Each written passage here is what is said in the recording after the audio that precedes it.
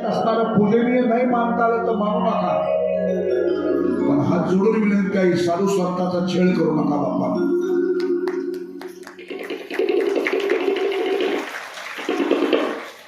ब्राह्मण देवतेला घास घालता नाही आला, तुम्हाला असताना मुठभर नाही देत आलं तर देऊ नका ब्राह्मणाला. पण हात जोडून सांगतो, ब्राह्मणाची निंदा आपल्या मुखाने करू नका. कारण ब्राह्मणाच्या निंदेने काय घडतं, आपल्या कुळामध्ये भ्रष्ट संपत संतती जन्माला येते महाराज, म्हणजे वेडी संतती जन्माला येते. ब्राह्मणाच्या निंदेने कुळामध्ये वेडे मुलं जन्माला येतात, मुलं मुली. आणि साधूच्या निंदेने कुळ समाप्त होत असत. भागवताचार्य महाराज आहेत माझ्यासमोर, सुरेश महाराज ना. भागवतामध्ये वर्णन आलंय भगवान श्रीकृष्णाचं कुळ कशाने समाप्त झालं. भगवान श्रीकृष्णाचा नातो तो सांगतो, त्याला साडी नेसवली, 2-4 पोरं सोबत एका साधूकडे गेले, म्हणजे महाराज ही आमची बहीण गर्भधार अवस्थेत येईल, काय होईल ते सांगा. त्या महाराजांनी सांगितलं, अरे पोरं जा, टाइम झाला जेवायच्या घरी जा, घरची वाट पाहते तुम्ही. नाही नाही, तुम्ही तपश्चर्या करतात, तुम्ही ग्रंथ वाचतात, तुम्ही असताना जप करतात, आमच्या बहिणीला काय होईल ते सांगा. साधूला पुन्हा हात जोडले, सांगितलं, पोरं तुम्ही घरी जा रे.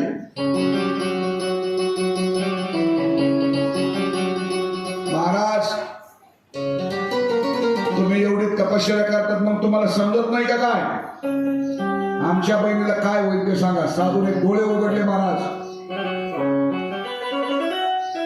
त्या साडी नेसलेल्या मुलाकडे दृष्टी अवलोकन केलं. अरे हे मुलगा असताना स्त्रीचं स्वरूप धारण करतात आणि मला छळ करतात ना. ज्यावेळेस साधू चिडले जातात त्यावेळेस राव आणि रंकाचा विचार करत नसतात महाराज. त्या महात्म्याने त्या ठिकाणी असताना शाप दिला, तुमच्या बहिणीला मुसळ होईल आणि हे झालेलं मुसळ तुमच्या सगळ्या यादव कुळाचा सत्यानाश करील. घाबरले पोरं, एका मिनिटात साडी फेडली महाराज. साडी फेडल्याबरोबर असताना मुसळ खाली पडलं.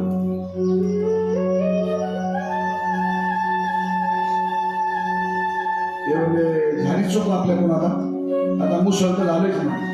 मग एक काम करू, त्या मुसळाचे असणारे बारीक बारीक बारीक तुकडे केले महाराज, त्याचं पीठ केलं, कुठलं ते. पण साधूचा शापापुढे देवाचं सुद्धा काही चालत नाही महाराज. ते बारीक पीठ असताना समुद्रात नेऊन फेकलं. त्याच पिठापासून असणारे बेट उगले येळूची. आणि मुसळाला इडी होती, इडी. मुसळाला इडी लागते बरं का, बिगर इडीचं मुसळ जमत नसतं. आणि ज्या ज्या मुसळाच्या इड्या पडल्या त्यांना विचारा काय होतं म्हणा.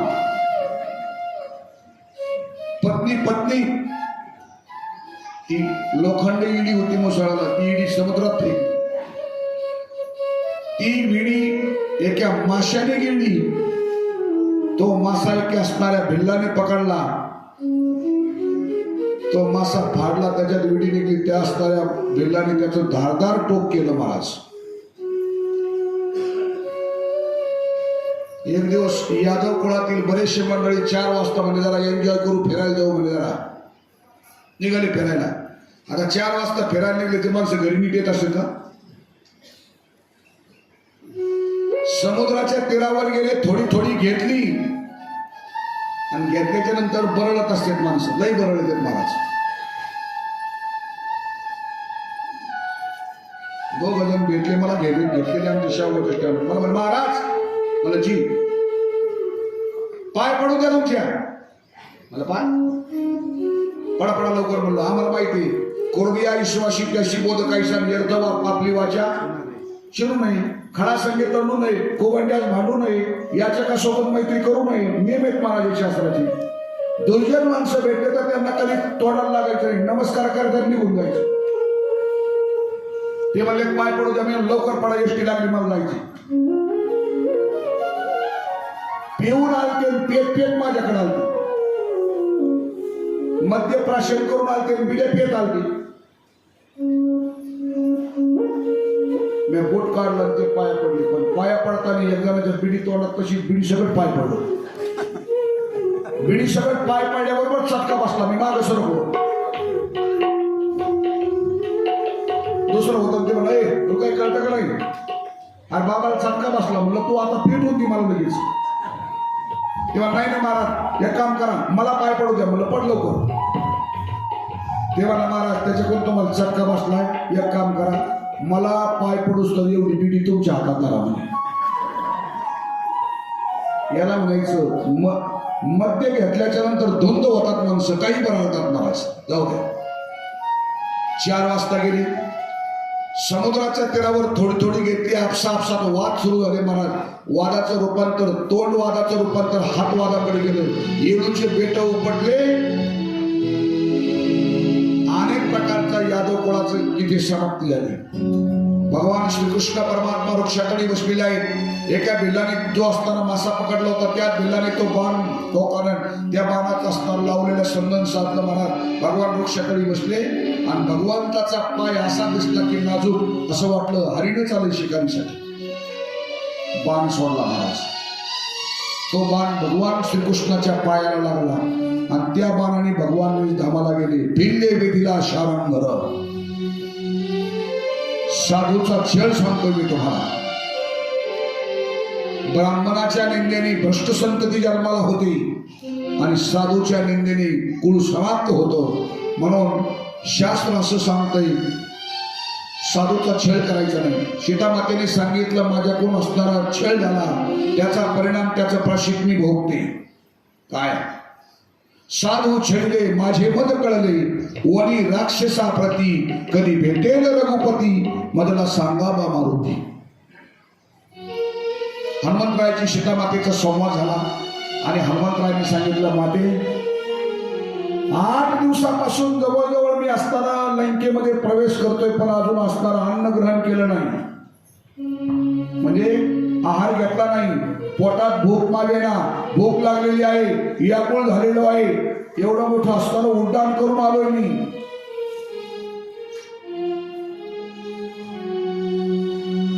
हनुमंता, माझ्याजवळ काय आहे रे बाबा तुला खाण्यासाठी? नाही नाही आई. आईच्या नुसत्या दृष्टीमध्ये सुद्धा लेकराची भूक भागवत असते महाराज. आईना डोळे भरून जर मुलाकडे पाहिलं ना तर लेकराचं पोट भरतो, पोट. मी बोलत नाही. नामदेव महाराज वर्णन करतात कासवाची आणि कासवाच्या पिल्लाचं उदाहरण नामदेव महाराजांनी सांगितलंय.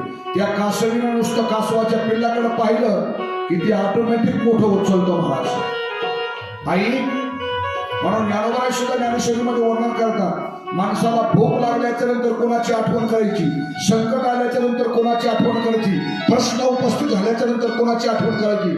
ज्ञानोबा बोलतात, बाबा रे, ज्या क्षेत्रात तुम्ही काम करतात त्या क्षेत्रात जर प्रश्न एखादं कोडं सुटत नसेल, तो प्रश्न सुटत नसेल, तर ज्या गुरुकडे तुम्ही विद्याभ्यास केला आहे, फक्त चिंतन करून त्या गुरुचं ध्यान करा, स्मरण करा, तुमचा प्रश्न सुटेल.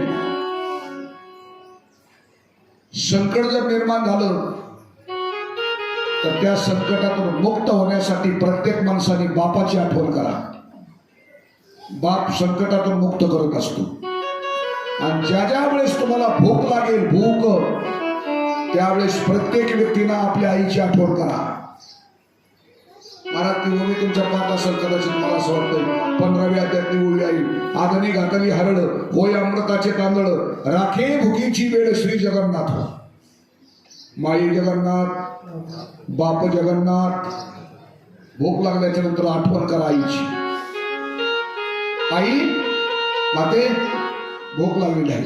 हनुमंता, आता कशाची भूक? फक्त निमित्त होतो, भुकेचं निमित्त होतं. हनुमंता, एक काम कर, हे मुद्रिका मोड बाबा आणि कुठं तरी एखादा राजस्थानी हॉटेलवाला पाहिजे जेवणी कुठून. नाही नाही नाही, आम्ही वानर आहोत आणि वानराला फळच लागतात. अरे इथं कुठं फळ? आई, इथं केवढा मोठा आश्रम कोण आहे? इथे किती मोठे फळ आहेत. आणि म्हणता अरे फळ आहेत पण तोडण्याचा अधिकार नाही. जे तोडायला जाते त्याचे हात तोडले जातील बाबा. आई वरचे फळ मी कधीच तोडणार नाही, पण खाली पडलेले आहेत ते खायला काय अडचण नाही. हनुमंत एक काम कर, जा, मी तुला वचन देते, खाली जे पडलेले आहेत तेवढेच असताना फळे खा. म्हणजे वा, संधी आली म्हणे. आता हनुमानजी असणारे अशोकवनात गेले महाराज आणि खाली पडलेले फळं खायचे होते. मग शेपटीना झाडाला असताना खाली शेपटीचा असताना पुच्छाचा असताना आणा द्यायचा आणि जे शिपीला झाड हलल्यासारखं झाड आणायचे महाराज.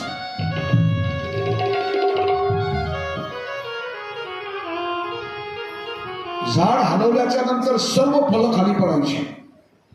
अशोकवनाचा विध्वंस करून टाकला महाराज. रावणाला कळालं अशोकवनाचा विध्वंस केला या वानराने. या वानराने जंबूमाळी मारला. या वानराने अनेक प्रकारची हानी केली. 2-4 असणारे सेवक पाठवले, म्हणे याला पकडून आणा. हनुमंतराय म्हटले आता कोणाच्याच बापाला मी पकडणार नाही, पण आपल्या कार्यासाठी पकडून घ्यावं लागेल. हनुमानजीला पकडलं, लंकेत नेलं महाराज. रावणाने निर्णय घेतला, म्हणजे याला आपण एक काम करू, याचं शेपूट जे काही उड्या मारताय ना त्या शेपटाचाच कार्यक्रम करू. सेवक बोलवले, बुद्धिवान सेवक मग डोकं लावलं, म्हणजे एक काम करा, याच्या शेपटाला असणाऱ्या सर्व शेपटाला असणाऱ्या चिंध्या गुंडाळा, वस्त्र गुंडाळा आणि शेपूट पेटून देऊन आपण याचं. त्याला मरण विचारलं, ते मरण रावणाचा नसणार हनुमंतरायचा संवाद आहे. मग ते शेपटाला असणारं याचं शेपटात मरण आहे म्हटले, मग ते असणारा शेपटाला चिंध्या बांधल्या महाराज. लंकेतले असणारे सर्व वस्त्र आणले महाराज. जुने आणले, जुने बांधले, जुन्यात काही व्हायना. घरात जेवढ्या असणाऱ्या साड्या होत्या त्या सगळ्या साड्या आणल्या, त्याच्यात काही व्हायना. गडी माणसाचे जेवढे ड्रेस होते ते सगळे ड्रेस आणले, त्याच्यात काही व्हायना. कापड दुकानात रावणाने ऑर्डर दिली, म्हणजे असणारे नवे वस्त्र आणा. नवे वस्त्र आणले, त्याच्यात काही व्हायना. सगळे वस्त्र आणले महाराज. पण हनुमानजीचं शेपूट उघडच आहे. नाग महाराजाने वर्णन केलंय, रावणाने मागून आदेश काढला, लंकेमध्ये जेवढे स्त्री पुरुष आहेत त्यांचे सर्व अंगावरचे कपडे काढून आणा. सर्वांचे असणारे वस्त्र हनुमानजीच्या शेपटीला गुंडाळले महाराज. तरी सुद्धा एक दुगीत वर शेपूट उघडच. काय करावं, काय करावं. एक जणाने व्यक्ती सांगितली, अशोकवनात सीता आहे, फक्त सीतेचं वस्त्र राहिले आता आणायचं. सीता मातेचं नाव ऐकल्याबरोबर हनुमानजीने आपलं असणारं शेपूट आखडून घेतलं महाराज. अनेक प्रकारचे इंधन आणले, डिझेल आणलं. काय डिझेल पण झालं नव्हतं. आता कालपासून अशी फजिती चालली महाराज, काय सांगावं.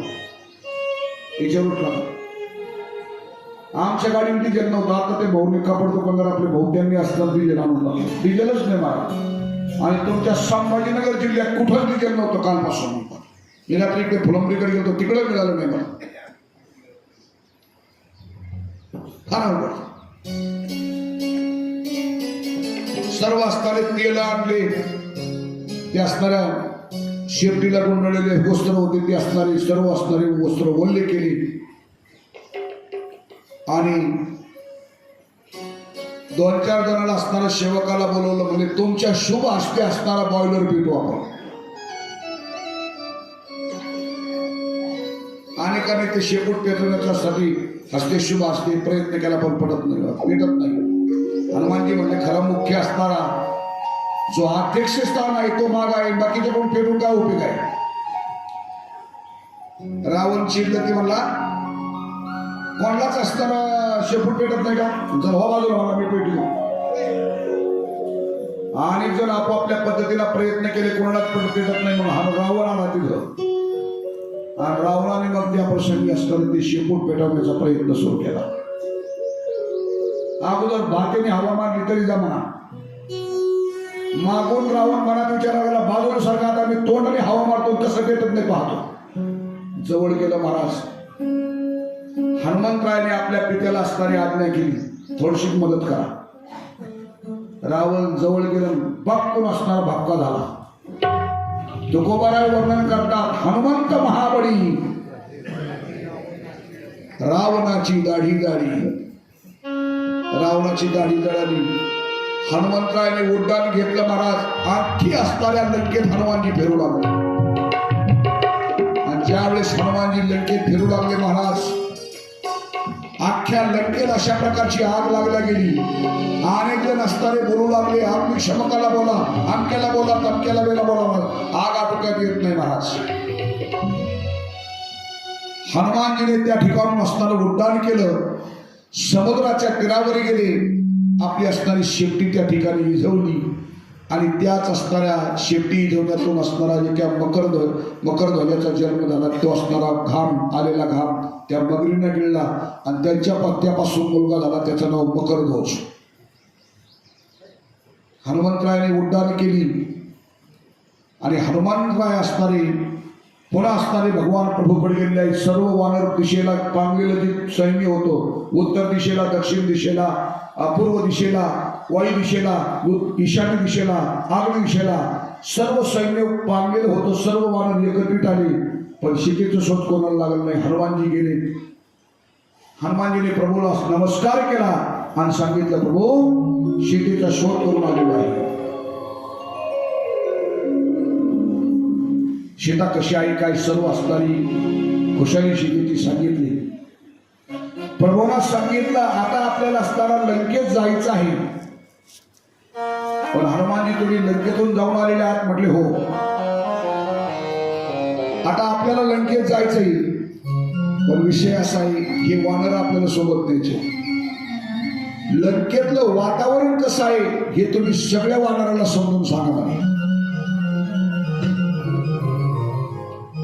हनुमानजी म्हटले, बापरे, आज तर आपल्याला प्रवचनाची संधी मिळाली बा. सर्व वानर सैन्य समोर बसलेला आहे. हनुमानजी असणारे सिंहासनावर येऊन बसले आणि सर्व वानराला सांगण्यास सुरुवात केली. वानरांनो ऐका, मी लंकेतून जाऊन आलोय म्हटले. म्हणजे बोला पुढे.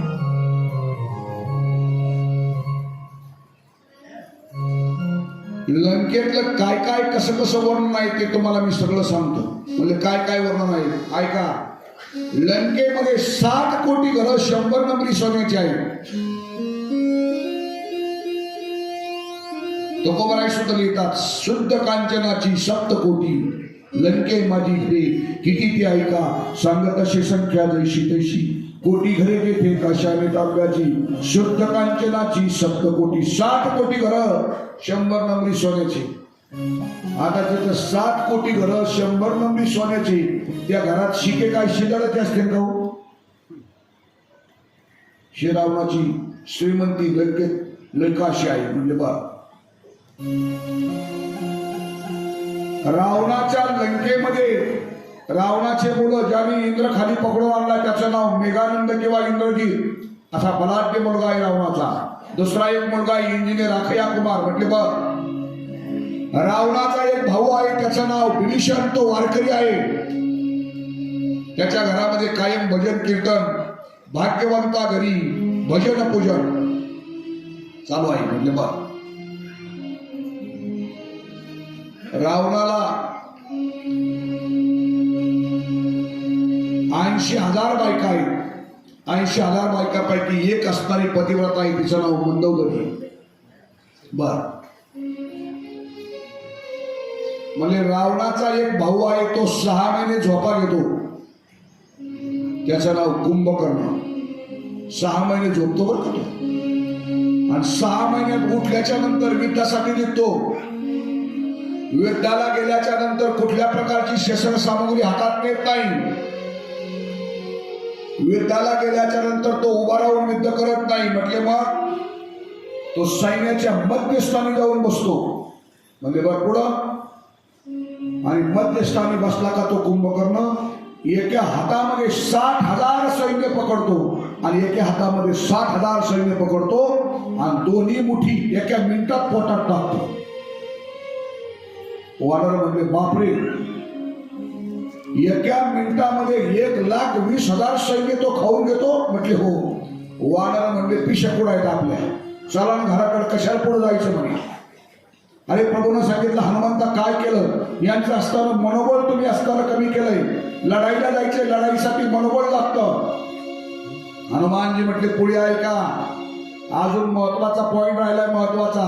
जरी रावणाकडे शक्तीबळ असेल, भक्तिबळ असेल, व्यक्तिबळ असेल, संपत्तीचं बळ असेल, सगळे बळ रावणाकडे जरी असले, पण रावणाकडं एवढे बळ असताना सुद्धा रावण दुर्बळ केलाय माझ्या सीतामातेने. महत्वाचा मुद्दा आहे. रावण एवढा बलवान आहे तरी सुद्धा रावणाचं बळ समाप्त झालंय सीतेच्या समोर. का बरं? हनुमंतरायाने सांगत असताना एका नर नावाच्या वानराने विचारलं, सीतेच्या मुळे रावणाचं बळ समाप्त होतंय, मग सीतामातेजवळ असं कोणत्या प्रकारचं बळ आहे? हनुमानजी सांगतात, वानरांनो, सगळ्या अंगाने बलवान असणारा रावणाचं बळ समाप्त केलंय सीतेने. सीतेजवळ जर कोणतं बळ असेल तर सांगतो ऐका. नाथ महाराज वर्णन करतात, जानकीशी असे सौभाग्याचे बळ तिने दशासन केला दुर्बळ. जानकी मातेजवळ सीतेजवळ जर कोणतं बळ होतं तर त्या बळाचं नाव आहे सौभाग्य. सौभाग्य हा शब्द फक्त स्त्री वर्गाकडे जातोय, भगिनीकडे, पुरुषाकडे सौभाग्य येत नाही. आपल्याकडे आलं तर भाग्यवंत येईल, भाग्यशाली येईल, भाग्यवान येईल, पण सौभाग्य स्त्रीकडे जातो. का बरं? सौभाग्य, सौभाग्याचा अर्थ तुम्ही काय करू शकता? सौभाग्य शब्दाचा आपण अर्थ एवढाच करू शकतो, कुंकू लावते ती सौभाग्यवती. बरोबर? कुंकाला एका कुंकाच्या बोटाने 100 पटीचं भाग्य मिळतं, असंच म्हणायचं तुम्हाला. कुंकू लावते ती सौभाग्यवती. आणि ज्या माऊलीचं कुंकू वरचे झालंय तिला आपण गंगा भागीरथी म्हणतो, असं म्हणतो ना, पण तसं नाही महाराज. कुंकू लावते ती सौभाग्यवती असते असं नाही. कुंकवाने जर 100 पटीचं भाग्य मिळत असेल तर पंढरपूरला जाताना एक कुंकाचं गाव लागतं, त्या गावाचं नाव आहे केम. हे बरेचसे कीर्तनात जात असतो वर्षातून. त्या केम गावात प्रत्येक घराघरात कुंकाचे कारखाने आहेत महाराज. काही वाणी समाजाचे मित्र आहेत माझे, 2-2 एकराची त्यांची गॉर्डन आहेत कुंकाची. 2 एकरात कुंकू ठेवलं जातं. मग एका कुंकवाच्या बोटाने जर 100 पटीचं भाग्य मिळत असेल तर ज्याच्याकडं 2 एकरात कुंकवाचं गॉर्डन आहे त्याच्याकडे किती पटीचं भाग्य असेल? ऐका, कुंकू हे सौभाग्य नाही, कुंकू हे लेणं आहे, लेणं. म्हणून पूर्वीच्या महिलाला विचारा, पूर्वीच्या काळात एखादी भगिनी कुंकू लावित असेल तर काय म्हणायची माणसं? कुंकू लेते लेते, कुंकू लेणं आहे आणि सौभाग्य ही कृती आहे महाराज. कुंकू लेणं आहे आणि सौभाग्य कृती आहे. यांच्याकडे सौभाग्य शब्द का आला याचं उत्तर असं आहे, जी स्त्री स्वतःच्या आई वडिलाची सेवा अंतःकरणातून करते आणि जी स्त्री स्वतःच्या सासू सासऱ्याची सुद्धा सेवा आई वडील म्हणून करते, समाजातली खरी सौभाग्यवती ती असते महाराज. जी आई वडिलाची सेवा करते आणि जी सासू सासऱ्याची सेवा करते, समाजातली खरी सौभाग्यवती ती. एक जण मला हळूच म्हटला, म्हणे महाराज, जी आई वडिलाची सेवा करते आणि जी सासू सासऱ्याची सेवा करते ती सौभाग्यवती, आणि जी सासू सासऱ्याची सेवा करीत नाही तिला काय म्हणायचं? म्हणलं गंगा भागीरथी. आपल्या प्रपंचाचं हित करणारी जात जर कोण असेल जगाच्या पाठीवर तर आपले जन्मदाते आई वडील आहेत. हा माझा मुद्दा आहे. मैपती महाराज बोलतात, पृथ्वी प्रदक्षिणा 3 परियेशी 2 लक्ष वाराणसी, 1 नमस्कार करिता माता पित्याशी तितके पुण्य प्राप्त होईल. म्हणून प्रत्येक स्त्रीला आपल्या सासू सासऱ्याची सेवा आणि आपल्या आई वडिलाची सेवा देव म्हणून करावी महाराज. आणि जी स्त्री दोन्ही बाजूची सेवा सासू सासऱ्याची आई वडिलाची सेवा करते सौभाग्यवती ती असते. आणि जानकी मातेकडे ते बळ आहे, जानकीकडे असे सौभाग्याचे बळ, तिने दशासने केला निर्बळ. माझा मुद्दा एवढाच आहे, हनुमंतरायाने सांगितलं जानकी मातेकडे सौभाग्याचं बळ आहे म्हणून रावण तिच्या समोर असताना दुर्बळ झाला. दुर्बळ हे पटत नसल तर ज्ञानोबाच्या शब्दात सांगतो, पुरुष एका कुळाचा उद्धार करतो आणि स्त्री दोन कुळाचा उद्धार करते. दोन्ही पक्षपाही उद्धारक आहे. स्त्री दोन कुळाचा उद्धार करते ही गोष्ट बरोबर आहे. आणि कदाचित स्त्री जर चुकली तर दोन कुळाला नरकाला घेऊन जाते ही गोष्ट बरोबर आहे. म्हणून जानकी मातेकडे सौभाग्याचं बळ आहे.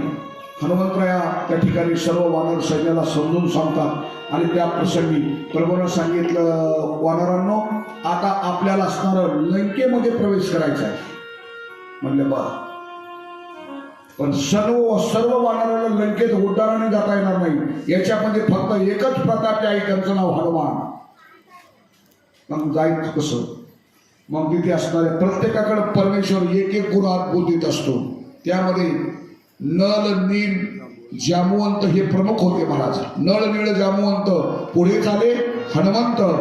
त्या नळ निळांना असणारी समुद्राची भाषा कळत होती आणि नळ निळातून असणारा समुद्रावर असणारा सेतू बांधून घेण्याचं काम प्रभूने वानर हाती लंका त्या नळ निळाच्या माध्यमातून समुद्रावर सेतू बांधला गेला. सेतू बांधारे सागरी, सेतू बांधारे सागरी.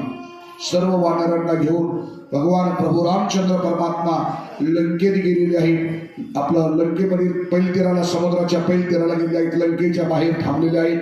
आणि इकडे विभीषणाने आपल्या भावाला अनेक प्रकारची समजूत घालण्याचा प्रयत्न केला. विभीषणाची समजूत चालू आहे. रावणाला विभीषणाचा राग आला, त्या रावणाने विभीषणावर लाथा पहार केला महाराज. आणि असताना विभीषण मूर्छित पडला. रावण त्या ठिकाणी आहे अनेक प्रकारचा उपदेश केला विभीषणाने, पण रावण ऐकण्याच्या मनस्थितीत नाही. शेवटी आपल्या भावाला त्याज्य करून, भावाचा त्याग करून तो असणारा विभीषण भगवान प्रभूपुढे असणारा त्या प्रसंगी आलेला आहे. या विभीषणाचा असणारा रावणाला फार राग आला होता. कारण इंद्रजित मारण्यासाठी सर्वात महत्वाची सहकार्य जर कोणी केलं असेल तर विभीषणाने केलं महाराज. कारण इंद्रजित तपश्चर्यासाठी बसला होता. एक असणारा अशा प्रकारचा रथ बाहेर येणार होता, ही देवता असणारी तो रथ जर आला असता तर विभीषण कोरडाच मरू शकत नव्हता. ही माहिती इंद्रजित तपश्चर्या करतोय ही माहिती भगवान प्रभूला, लक्ष्मणाला ही कोणी जर दिली असेल तर ती विभीषणाने दिली. तो यज्ञ अर्धाच थांबला. म्हणून ते एके ठिकाणी तो गीतकार म्हणत असतो, मंदोदरीला स्वप्न पडले सांगे रावणाला बसून, माझ्या उशाशी इदवा पायाने ओटी माझी भरणी, माझ्या उशाशी बसून. ती मंदोदरी सांगते. इंद्रजिताचं असणारं स्वप्न, इंद्रजिताची तपश्चर्या अर्धीच राहिली, तो तिथून असणारा अर्धाच राहिला आणि तो इंद्रजित मरण पावतोय लक्ष्मणाच्या युद्धात. हे रावणाला फार मोठं खटकलं. रावणाला असणारं वाईट वाटू लागलं आणि त्या रावणाला विभीषणाचा राग आला. याने माझा मुलगा मारण्यासाठी सुद्धा असणारी मदत केली. रावण त्या विभीषणावर फार चिडला महाराज. एक दिवस प्रसंग असा,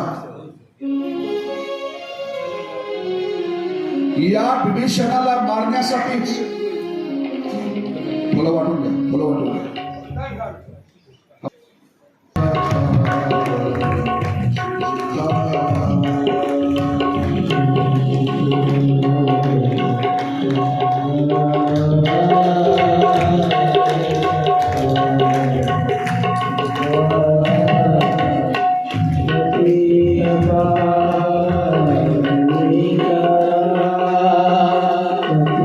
Bye.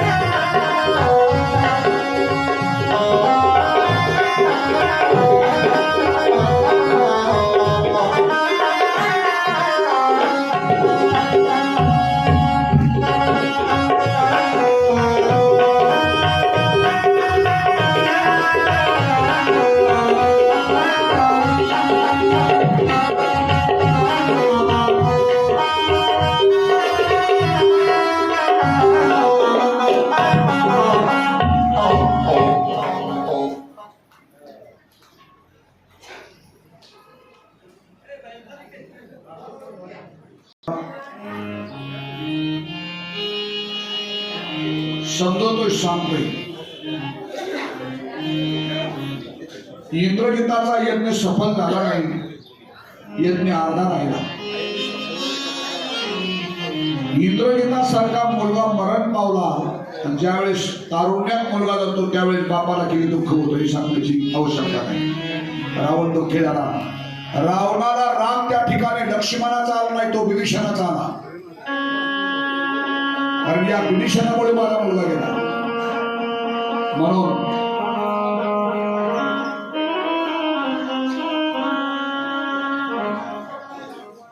त्या ठिकाणी विभीषणाला मारण्यासाठी रावण प्रवृत्त झाला.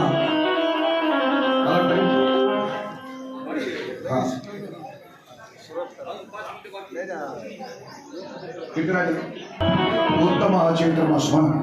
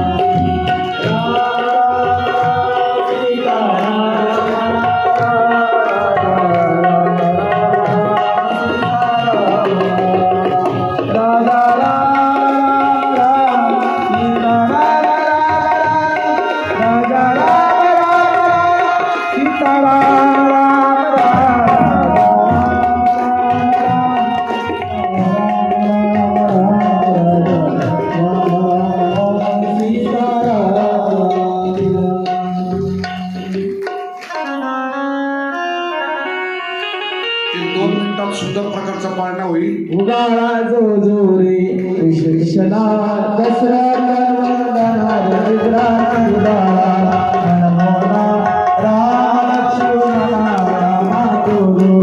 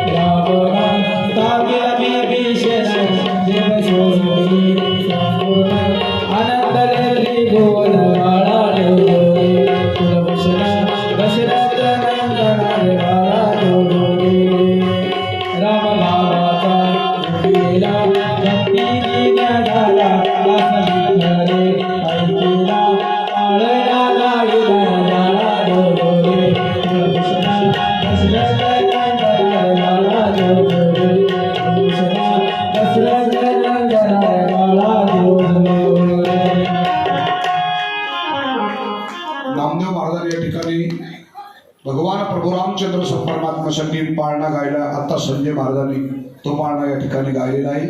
आपल्या भारतीय संस्कृतीप्रमाणे पाळण्याला विशेष पद्धतीचं महत्व आहे. चला, प्रभू रामचंद्र भगवान आपली कथा चालू होती.